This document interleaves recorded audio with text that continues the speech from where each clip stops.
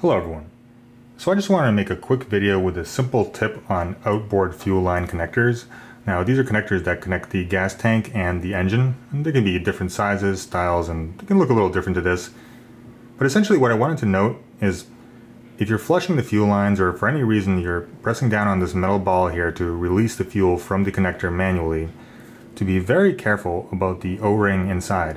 I'm not quite sure if you can see a little black rubber ring.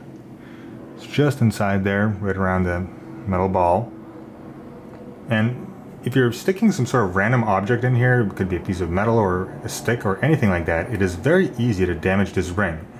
And this is something you really want to be careful about because it's important for the seal once you connect it to the motor or to the gas tank to be very good. You don't want any kind of air leakage or anything like that. And considering that it's such a simple thing and just a little metal ball you gotta press, it's easy to just grab anything at hand, stick it into the hole, and kind of try to get this resolved. However, doing this makes it very easy to damage this ring around here. And I just want to note that I've never been able to replace them, and I don't think they're really meant to be replaced, but this is just a word of caution. I just took one of these apart because it was kind of old and broken. You can see essentially all it is a spring that pushes a little metal ball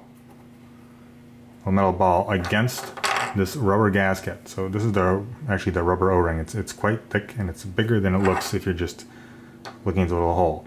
So the ball sits directly against this little O-ring here and is pressed into it by the spring. And here we can put it right into the actual groove. So when you're looking at it like this, it's clearly damaged because I pried this thing off with a screwdriver. But so when you insert or connect, say, the fuel line into here, put the connector in here, which causes the spring to pull back and the ball to pull back. And at this point, what keeps the seal around the actual connector where the fuel is coming out is this ring.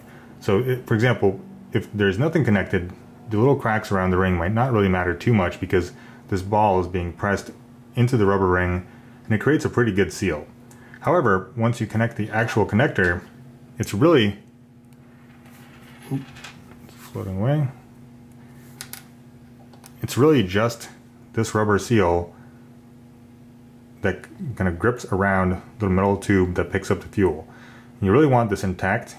Like I said, you don't want any air, you don't want any leakages of any kind because it can affect the engine's performance, fuel flow. You want it to be perfect. So if you're flushing the fuel line, sticking something in here, make sure whatever it is, you're not damaging the O-ring, being very careful.